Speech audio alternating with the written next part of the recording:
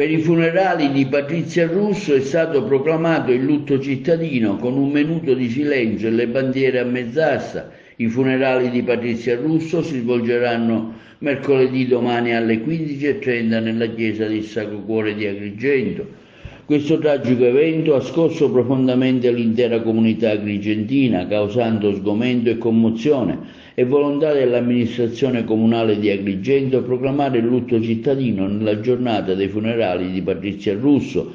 per esprimere non solo il cordoglio di tutta la comunità agrigentina e la solidarietà verso la famiglia della vittima, ma anche per suscitare nelle coscienze un richiamo alla responsabilità collettiva ed esprimere la forte condanna di fronte a episodi di violenza, soprattutto quella domestica, che sconvolge la nostra società. Con questa la motivazione della Giunta Comunale di Agrigento, presieduta da Franco Miccichè, il sindaco, che ha deliberato il lutto cittadino in occasione dei funerali di Patrizia Russo, l'insegnante agrigentina di 53 anni uccisa dal marito Giovanni Salamone a Solero, in provincia di Alessandria,